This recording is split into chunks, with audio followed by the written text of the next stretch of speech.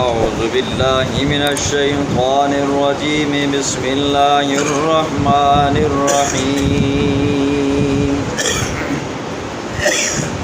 بل كذبوا بما لم يحيطوا بعلمه ولما يأتهم تأويله كذلك كذب الذين من قبلهم فانظر كيف كان عاقبة الظالمين صدق الله العظیم۔ کل کے درس میں آپ نے 7 سوالوں کا ذکر سنا، آخر میں مشرکین مکہ کے شکوے کو سنا۔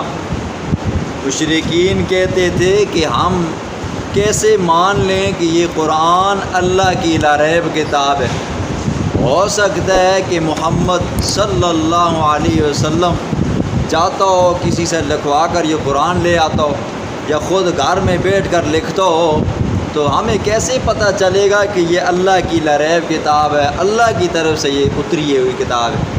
تو اس کا جواب بھی کل دیا، فرمایا کہ تم بھی بڑے فصیح و بلیغ ہو، اچھے خاصے شاعر ہو، تو ہمت ہے تمہارے جتنے آباء و اجداد ہیں سب کے سب رل مل جاؤ، اس قرآن جیسا قرآن لے آؤ، 10 صورتیں لے آؤ، 1 صورت لے آؤ۔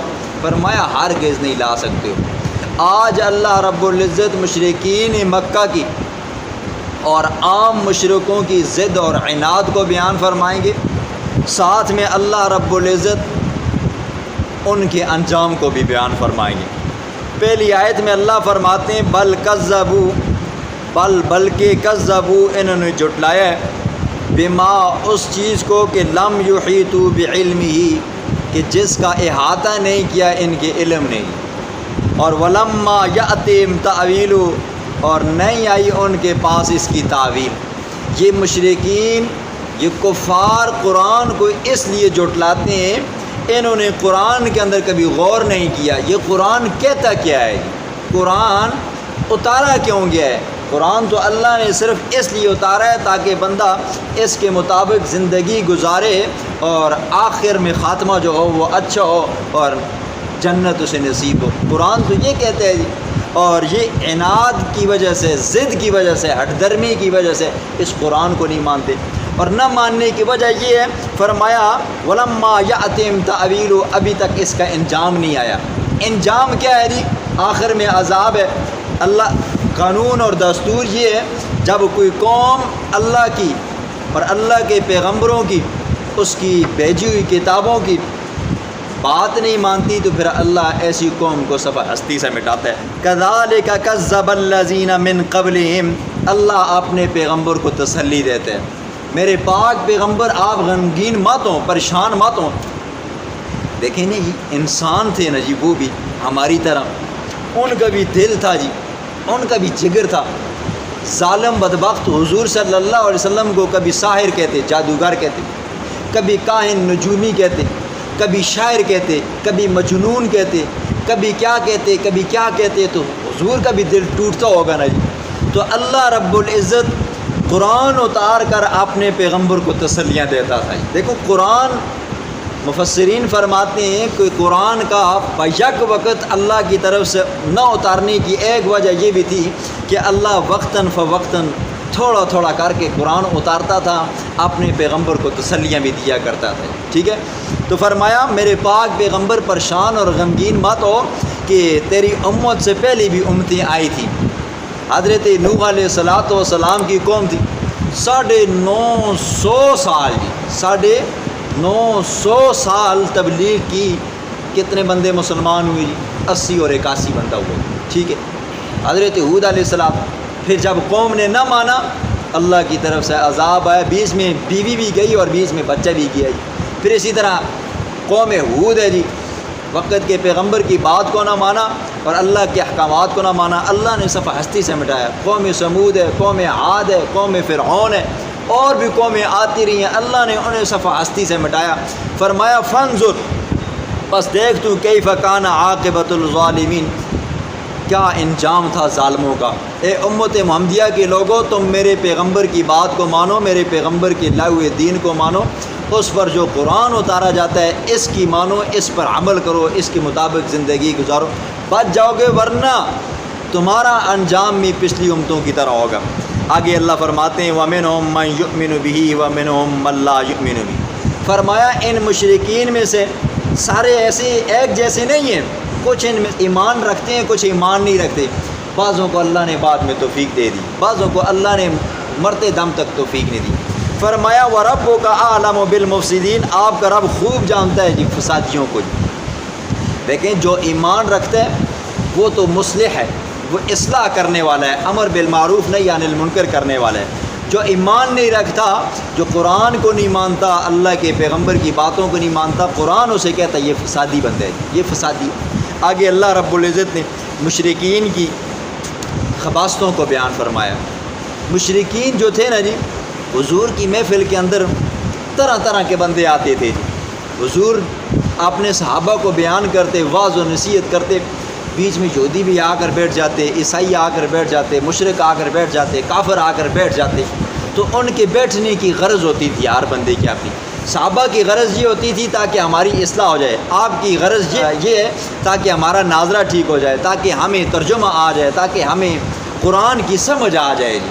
تو بعض ایسے لوگ بھی بیٹھے ہوتے ہیں محفل کے اندر، ان کا مقصد صرف کیا ہوتا ہے جی، اعتراض اور شرارت کرنا ہوتا ہے۔ اب وہ کیا کرتے، وہ موقع ڈھونڈتے جی، کب اس پیغمبر کے منہ سے کوئی لفظ نکلے گا تو ہم باہر جا کر کہیں گے آج تو یہ بات کی ہے، کب اس پیغمبر کے منہ سے کوئی ایسے الفاظ نکلیں گے یا قرآن کے الفاظ نکلیں گے تو ہم کیا کریں گے جی، باہر جا کر شور مشرابہ کریں گے، وہ آج تو یہ ہوا جی۔ جب اللہ کا پیغمبر قرآن پڑھ کر سناتا نا، قرآن میں آتے ہیں نا جی 17ویں پارے میں، یا ایھا الناس ضرب مثل فاستمعوا له ان الذین تدعون من دون اللہ لن یخلقوا ذبابا ولو اجتمعوا له۔ اوے لوگو، جن کو تم پوجتے ہو، جن کی تم عبادت کرتے ہو، لن یخلقوا ذبابا، وہ ایک مکھی بھی نہیں بڑھا سکتے، ایک مکھی بھی پیدا نہیں کر رکھنے۔ فرمایا وَإِن يَسْلُبْهُمُ الذُّبَابُ، مکھی پیدا کرنا تو دور کی بات ہے، وہ مکھی تمہاری چائے کے اندر سے چھوٹا سا جو غوطہ لگاتی ہے نا، وہ تمہارے کھانے کے اوپر آ کر بیٹھتی ہے، وہاں سے ذرہ اٹھاتی ہے، شَيْءً لَا يَسْتَنْقِذُوهُ مِنْ، تم اس کو بھی نہیں چھڑا سکتے ہو۔ ضعف الطالب والمطلوب، جو ان سے جا کر مانگتا ہے یہ بھی کمزور ہے، اور جو دینے والے ہیں وہ بھی کمزور ہیں۔ پھر اب دیکھو یہاں پر مکھی کا ذکر آیا، پہلے بارے میں آپ نے سنا ہے ان اللہ لا یستحیی ان یضرب مثلا ما بعوضۃ، اللہ رب العزت مچھر کی مثال بیان کرنے سے نہیں شرماتا۔ اب سنتے نا کہتے ہیں دیکھو یہ بھی اللہ کی کتاب ہے جی، اور یہ پیغمبر کہتا ہے اللہ کی کتاب ہے، اور اللہ اپنی کتاب کے اندر مکھیوں کا ذکر کرتا ہے، مچھروں کا ذکر کرتا ہے۔ 21ویں پارے میں آئے گا نا مثل الذین اتخذوا من دون اللہ اولیاء کمثل العنکبوت، جو لوگ اللہ کے سوا غیروں کو پوجتے ہیں، فرمایا ان کی مثال مکڑی کی طرح ہے۔ بھائی ببوہ نہیں ہوتا، ببوہ جالا بڑھا کے اندر، فرمایا یہ ببوئے کی مثال ہے جو اپنے آپ کو گرمی اور سردی سے یہ کمزور دھاگے سے بچاتا ہے، ابھی پھونک مارو تو وہ دھاگا ٹوٹ جاتا ہے۔ فرمایا ان کا واسطہ اور وسیلہ یہ مانگنے والا اور دینے والا اتنے کمزور ہیں۔ اب جب وہ کفار، یہودی، عیسائی، مشرک قرآن کی یہ الفاظ سنتے نا کہ وہ آج قرآن میں مکھی کا ذکر ہے، آج مچھر کا ذکر ہے، آج ببوئے کا آیا جی، مکڑی کا ذکر ہے، تو اعتراض کرتے، باہر جا کر شور شرابے کرتے۔ ہوتا ہے محفل کے اندر بعض بندے ایسے ہوتے ہیں جو باہر جا کر کہتے ہیں نا جی آج یہ بات ہوگی ہے جی، آج یہ بات ہوگی۔ ایک بندہ اس دن کہہ رہا تھا، مجھے اس کی بات بڑی پسند آئی، کہنے لگا استاد جی چنگی گلا کو بندہ کوئی نہیں پھلاندا جی، چنگی گلا کو بندہ اگر کسی کو نہیں آکھنا، لیکن بری گلا کو، گندی گلا کو ایجا پھلانا ہے جس طرح سواب سمجھ کر پھلانا ہے۔ تو وہ کیا کرتے تھے جی، حالانکہ دیکھو اللہ یہاں پر یہ مثال دے کر سمجھاتا ہے، کہتے ہیں جن کو تم پوجتے ہو، جن سے تم اپنی حاجتیں پوری کرواتے ہو، ان کی مثالیں یہ مچھر کی ہیں، مکھی کے وہ اندر جو ذرہ لے کر جاتی ہے اس کو نہیں بچا سکتے، وہ مکڑی کی طرح ہیں، تو یہ تمہارا ان سے مانگنا اتنا فضول ہے۔ تو اس کا الٹا مطلب نکالتے، کہتے آج قرآن میں مکھی کا ذکر آیا ہے، آج مچھر کا ذکر آیا ہے، آج ببو کا ذکر ہے. تو فرمایا یہ آپ کی محفل کے اندر صرف اس لیے بیٹھتے ہیں، یہ کیا کرتے ہیں؟ خبیث خباستیں کرتے ہیں اور شرارت کرتے ہیں. فرمایا کذبوک فقل لی عملی ولکم عملکم، میرے پاک پیغمبر یہ آپ کو اگر جھٹلاتے ہیں نا پریشان مت ہو، آپ ان کو یوں کہو فقل لی عملی ولکم عملکم، میں جو اعمال کرتا ہوں، جس خدا کی میں عبادت کرتا ہوں، جو خدا مجھے حکم دیتا ہے اپنی عبادت کا، یہ میرے اعمال ہیں، میں جانوں میرے اعمال جانیں، تم جن کی عبادت کرتے ہو پوچھتے ہو تم جانو تمہارا کام جانے. جس طرح صورت کافرون میں آتا ہے نا لکم دینکم ولی دین، تمہیں تمہارا دین مبارک ہو، ہمیں ہمارا دین مبارک ہو. جب آنکھیں بند ہوں گی وہاں پہ پتہ چلے گا کس کا دین سچا تھا، کس کا خدا سچا تھا، کون مشکلیں دور کرنے والا تھا. فرمایا میرے پاک پیغمبر یہ آپ کی محفل میں بیٹھتے ہیں، کان لگا کر بیٹھتے ہیں، صرف اعتراض کی خاطر بیٹھتے ہیں. حق بات سن، دیکھو یاد رکھو آپ کسی بھی محفل میں جاؤ جی، اپنوں کی محفل ہو بیگانوں کی محفل ہو، جس محفل میں بھی جاؤ، جب تک آپ کے دل کا پیالہ صاف نہیں ہے نا جی آپ کو بات سمجھ نہیں آئے گی. آپ دل میں ضد لے کر بیٹھے ہو نا جی، اگلا بندہ اگر کہے نا جی لا الہ الا اللہ محمد الرسول اللہ، تو آپ ضد کی وجہ سے کہو گے کلمہ بھی غلط پڑے. دل کا پیالہ گندا ہو نا جی بات پھر اندر نہیں جاتی. اگر دل کا پیالہ صاف ہو کھلا رکھو نا جی تو حق بات سیدھی بات اندر آتی ہے، دل اس کو قبول کرتا ہے. لیکن جو اندھا بن کر بیٹھا ہوا ہو نا جی، اب دوپہر کا وقت ہو، سر کے اوپر سورج ہو، کوئی بندہ آنکھیں بند کر کے بیٹھا ہو، کہے کہ بھئی مجھے سورج دکھاؤ، سورج کہاں ہے؟ اب آنکھیں کھولے گا تو سورج نظر آئے گا نا جی. اب کوئی بندہ محفل میں بیٹھے گئے نہیں، قرآن کی بات سنیں گے نہیں، تو اس کو کیا پتہ چلے گا کہ قرآن کیا کہتے ہیں. فرمایا ان اللہ لا یظلم الناس شیئا ولکن الناس انفسهم یظلمون، بے شک اللہ لوگوں پر ظلم نہیں کرتا، اللہ لوگوں پر ذرہ برابر بھی ظلم نہیں کرتا، نہ دنیا میں کرتا ہے نہ آخرت میں کرے گا. لیکن ولکن الناس، لیکن لوگ خود اپنی جانوں کے اوپر ظلم کرتے ہیں. اللہ نے تو دو راستے دکھائے نا جی، وہدیناہ النجدین، یہ سیدھا راستہ ہے جنت کو جاتا ہے، یہ غلط راستہ ہے یہ جہنم کو جاتا ہے.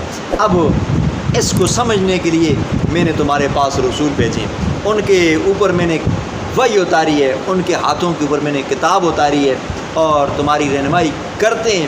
اب اگر تم عقل کے ذریعے اس پیغمبر کی بات کو مان کر سمجھ کر پھر بھی سیدھے راستے پہ نہیں چلتے ہو تو فرمایا یہ تم خود اپنے اوپر ظلم کرتے ہو. آگے اللہ فرماتے ہیں وَيَوْمَ يَحْشُرُهُمْ، اس آیت میں اللہ کفار کی بے بسی کو بیان فرماتے ہیں، جہنمیوں کی بے بسی کو، مشرکوں کے انجام کو بیان فرماتے ہیں. اللہ فرماتے ہیں جس دن ہم ان کو جمع کریں گے نا جی كَأَن لَّمْ يَلْبَثُوا إِلَّا سَاعَةً مِّن نَّهَارٍ، تو گویا کہ وہ آپس میں جب بات کریں گے نا جی ان کو محسوس ہی نہیں ہوگا کہ ہم نے زندگی 20 سال گزاری ہے، 60 سال گزاری ہے، 70 سال گزاری ہے، قبر کے اندر ہم نے 100 سال گزارا ہے جی، 1000 سال گزارا ہے. تو یتعارفون بینہم، ایک دوسرے کو پہچانیں گے، تعارف کریں گے. جس طرح ہم آپ کو پہچانتے ہیں نا اس وقت جی میں بیٹھا ہوں، فلاں بیٹھا ہوا ہے، فلاں بیٹھا ہوا ہے، فلاں.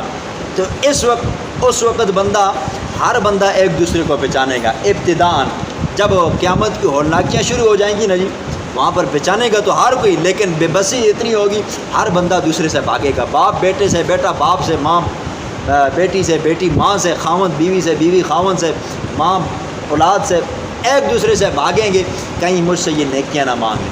فرمایا کہ دن قیامت کے ہم ان کو جمع کریں گے كَأَن لَّمْ يَلْبَثُوا إِلَّا سَاعَةً مِّنَ النَّهَارِ، گویا کہ وہ دن کا کچھ حصہ رہے ہیں. دیکھو دنیا کی زندگی جتنی بھی ہو جی، ہزاروں سال ہو، آخرت کے مقابلے میں کیا ہے جی ایک پل کی ہے.